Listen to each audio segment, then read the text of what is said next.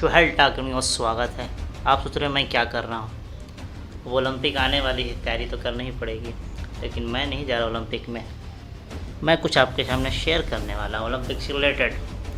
The unprecedented, non parallel, the unmatched, matchless, बेमिसाल, बेजोड़, शानदार, ज़बरदस्त। आप समझ गए होंगे मैं किसके बारे में बात कर रहा हूँ। The greatest sprinter of all time, महान धावक 21वीं सदी का मैं बात करता रहा हूँ। उसेन बोल्ट के बारे में बात कर रहा हूँ मैं, जिसको लाइटनिंग बोल्ट। बाप रे बाप। चलिए दोस्त, आज हैं सुहेल टॉक में बात करते हैं उसेन बोल्ट के बारे में, कुछ इंटरेस्टिंग फैक्ट और भी तरह तरह की चीज़, उनका क्या रिकॉर्ड वगैरह है सारा। ओलंपिक का सीजन आए और उसेन बोल्ट का नाम ना है, ऐसा हो नहीं सकता है। 21वीं सदी के महान धावक उसेन बोल्ट के बारे में। इनकी उम्र 34 साल लगभग हो चुकी है। 21 अगस्त 1986 को इनका जन्म हुआ। जमैका कंट्री है, कैरेबियन सी से, कैरेबियन आइलैंड है जमैका, छोटा सा देश है। ये आपको नॉर्थ अमेरिका और साउथ अमेरिका के बीच में छोटा सा आइलैंड है जमैका। जमैका के करीब का देश अगर देखा जाए तो क्यूबा है, नीचे वेनेजुएला है, Canada, United state, Mexico, Venezuela, Brazil, ये सब के बीच में जमैका बीच में छोटा सा आइलैंड है। यहाँ से महान धावक निकले, जैसे जोहान ब्लैक, उसेन बोल्ट और भी तरह तरह के। तो वहीं के उसेन बोल्ट, उनका जो फादर का नाम वेलेस्ले एंड माँ का नाम जेनिफर बोल्ट था। तो ये इनका छोटे सा गांव ग्रामीण क्षेत्रों में ग्रोकरी का ये था स्टोर, मतलब किराना स्टोर जो होता है जनरली। फिर ये धीरे धीरे, ये शुरू से इनको क्रिकेट और फुटबॉल का बहुत शौक़ था, बहुत ज़्यादा। फिर हुआ क्या कि फिर ये इस तरह से हमेशा क्रिकेट और हमेशा इसमें भाग लेते रहे। इन खेलने के अलावा इस चीज़ में कोई ख़ास मन नहीं लगता था। अच्छा, अरे फास्ट बॉलर भी थे ये।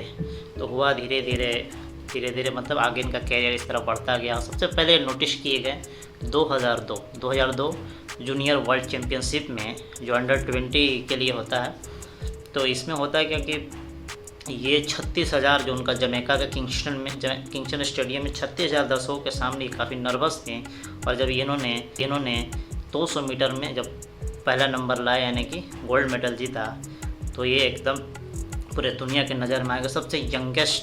सबसे यंगेस्ट मेल इवर, हमें सबसे ज़्यादा हमेशा सबसे नंबर 1 पे सबसे यंगेस्ट 15 साल के मात्र थे ये, वो जीते उस टाइम। तो ये उस टाइम से नज़र में आए। इनका अगर टर्निंग पॉइंट देखा जाए, टर्निंग पॉइंट ऐसे हुआ कि ये 200 मीटर 400 मीटर में ही दौड़ते थे, जो उनकी हाइट बहुत ज़्यादा थी। 6 फुट, कितनी थी height? 6 foot 5 inch. 6 foot 5 inch तो हाइट थी 6 फुट 5 इंच, यानी कि 1.95 या 96 मीटर करीब अप्रॉक्स तो थी ये हाइट। तो इनको अनफिट माना जा रहा था कि 100 मीटर के लिए, लेकिन इनका खूब मन था कि उसमें। तो इन्होंने कोच से एक डील किया कि अगर, तो कोच ने एक टारगेट दिया कि आप अगर 10.30 सेकंड का समय निकालते हैं नेक्स्ट इवेंट पर, तो आपको आगे चांस दिया जाएगा। तो उन्होंने उस 10.30 सेकंड को मात्र 10.03 सेकंड में पूरा कर लिया। इस तरह से उनका और ये डील किया था कि 400 मीटर वाला मैं छोड़ दूंगा, अभी 100 मीटर पर फोकस करूंगा। इस तरह से वो फिर नेक्स्ट एक इवेंट में भाग लिए, प्रोफेशनल मैच में। तो उस टाइम उन्होंने समय निकाला कि उसके बाद 3 मई 2008 को उन्होंने 9.76 सेकंड का समय निकाला 100 मीटर में। ये सेकंड फास्टेस्ट था वर्ल्ड में। टाइसन गे अभी नंबर 1 पे चल रहे थे। फिर हुआ क्या कि 4 सप्ताह बाद न्यूयॉर्क में टाइसन गे का भी रिकॉर्ड तोड़ दिया, 9.72 सेकंड का रिकॉर्ड निकाला। अब रिकॉर्ड एक तरह से नंबर 1 पर आ गया टाइसन गे को पछाड़ न्यूयॉर्क में। 4 सप्ताह बाद ये बात हो रही 2008 की। 2008 में बीजिंग ओलंपिक था, और बीजिंग ओलंपिक में इन्होंने दे दनादन 9.69 सेकंड 100 मीटर में उन्होंने टाइम निकाला। और ये इन्होंने अपना पिछला भी रिकॉर्ड 100 मीटर वाला तोड़ दिया। 100 मीटर में गोल्ड मेडल, 200 मीटर में गोल्ड मेडल। लेकिन अनफॉर्चुनेट ये हुआ कि 4 गुने 100 मीटर रिले में हुआ क्या कि कुछ डोपिंग वगैरह का मामला बहुत बाद में आया था। तो फिर एक मेडल उनसे क्लब से, इस तरह से उनका एक मेडल मिसिंग है बस। इस तरह से 9 की जगह 8 मेडल उनका हो गया ओलंपिक में। अच्छा, फिर हुआ क्या कि उसके बाद बीजिंग ओलंपिक हुआ। फिर उसके बाद फिर 2008 के ओलंपिक में उन्होंने मतलब 2 गोल्ड मेडल जीते। एक तो मतलब अनफॉर्चुनेट तरीके से उनके इससे खाते से चला गया। 2012 लंदन ओलंपिक की बात करें तो उसमें भी 3 एकदम लगातार दे दनादन तीनों में गोल्ड मेडल, यानी कि 100 मीटर में, 200 मीटर में, फिर आपको 4 गुने 100 मीटर रिले में भी गोल्ड मेडल जीता। फिर 2016 यानी कि जो रियो डी जेनेरो ब्राज़ील में जो हुआ था उसमें भी तीनों में जीता। और 2017 का वर्ल्ड चैम्पियनशिप में लंदन में इन्होंने रिटायरमेंट का अनाउंसमेंट किया। अच्छा, ये तो बात होगी सिर्फ ओलंपिक की। अब बात करते हैं वर्ल्ड चैम्पियनशिप की। वर्ल्ड चैम्पियनशिप में ये 2009 वर्ल्ड चैम्पियनशिप जो हुआ, 2009 वर्ल्ड चैम्पियनशिप, चूँकि पहले शुरू में थोड़ा धीरे धीरे इनका मतलब उतना ये नहीं था, लेकिन 2007-8 के बाद वो ज़्यादा मतलब वर्ल्ड के लेवल पर आए हैं।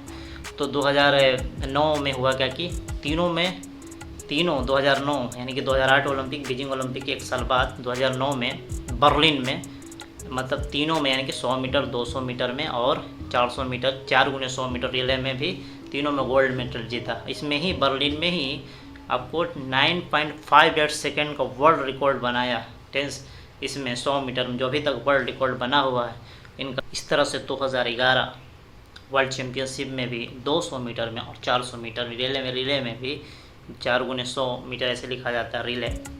अच्छा, इसमें भी उन्होंने गोल्ड मेडल जीता, लेकिन अनफॉर्चुनेट फॉल्स स्टार्ट की वजह से। फॉल्स स्टार्ट होता क्या है कि या तो मतलब टाइमिंग से पहले ही स्टार्ट कर देना, या फिर जैसे कि फुटबॉल में से पेनाल्टी होता है उसी तरह एथलीट दौड़ने वाले में फॉल्स स्टार्ट, या फिर स्विमिंग में फॉल्स स्टार्ट का एक टर्म यूज किया जाता है। इसमें क्या होता है कि कुछ मतलब फ्रैक्शन ऑफ सेकंड में मतलब कुछ आगे पीछे हो जाता है और फिर खिलाड़ी को डिस्क्वालीफाइड कर दिया जाता है। तो वही हुआ कि 100 मीटर में 2011 वाले में डिस्क्वालीफाई करके टैगू में जो हो रहा था। उसके बाद 2013 में भी तीनों में गोल्ड मेडल जीता।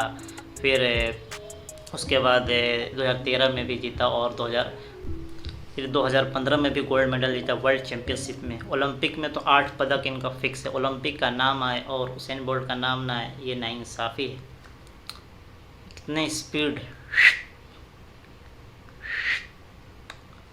जमैका में पता नहीं क्या, मैं जमैका के ऊपर वीडियो ज़रूर बनाऊंगा कभी। जमैका वहाँ से एक से एक एकदम यूहान ब्लैक, हुसैन बोल्ट, एक और खिलाड़ी के नाम थे क्रेटर, मतलब बहुत सारे खिलाड़ी हैं, मैं नाम याद नहीं आ रहा।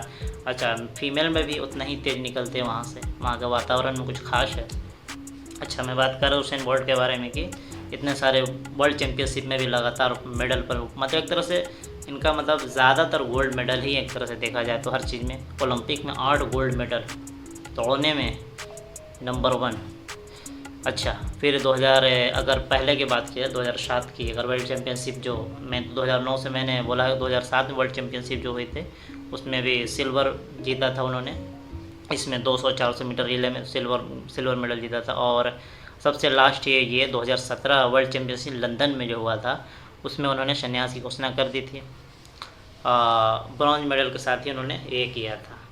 तो ये काफ़ी ये हुआ इनका एक अनफॉर्चुनेट रहा कि 9 गोल्ड मेडल की जगह पे 1 गोल्ड मेडल मतलब डोपिंग का गोल्ड केस आ गया था 2008 बीजिंग वाले में, यानी बीजिंग, लंदन और फिर उसके बाद रियो डी जेनेरो ब्राज़ील। लगातार 3 ओलंपिक में वर्ल्ड रिकॉर्ड है कि किसी भी खिलाड़ी का, एथलीट का इतना पदक जीतना है कंजिक्यूटिव 100 मीटर और 200 मीटर में लगातार स्वर्ण पदक जीतने का वर्ल्ड रिकॉर्ड इनका है। इस तरह से ये बात होगी हुसैन बोल्ट की। और ये काफ़ी हाइट थी तो 100 मीटर में अनफिट थे। 100 मीटर मतलब माना जाता है कि अनफिट थे, लेकिन खैर इन्होंने कोच के साथ एक डील किया, फिर एक टाइम निकाला, फिर देखते ही देखते एकदम लाइटनिंग बोल्ट बन गए। Lightning bolt. इसलिए टैलेंट का कोई सीमा नहीं है, कहीं से भी टैलेंट निकल आ सकता है। इनका जो मतलब फैमिली बैकग्राउंड बहुत ज़्यादा मजबूत नहीं था, लेकिन फिर भी धीरे धीरे चले। और कैरेबियन आइलैंड मतलब कैरेबियन जो सी है, कैरेबियन सी, जमैका का आप अगर ये देखेंगे मैप देखेंगे तो कैरेबियन सी के जस्ट लगा ही हुआ है कैरेबियन सी। ऊपर नॉर्थ अमेरिका का पूरा एरिया है जिसमें आपको कनाडा, यूनाइटेड स्टेट, मैक्सिको और अगर इधर है मतलब जमैका के जस्ट ऊपर क्यूबा है, नीचे वेनेजुएला, ब्राज़ील, इस तरह का देश सारा है। अब मैप में से मैं मैप जरूर दिखाऊंगा आपको उसका। अच्छा, तो ये हो गई बात हुसैन बोल्ट की।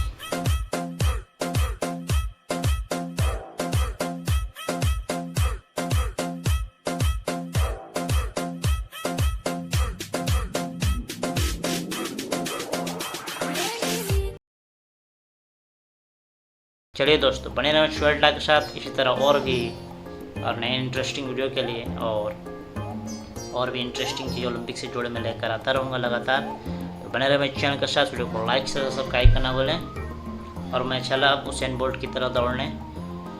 ओह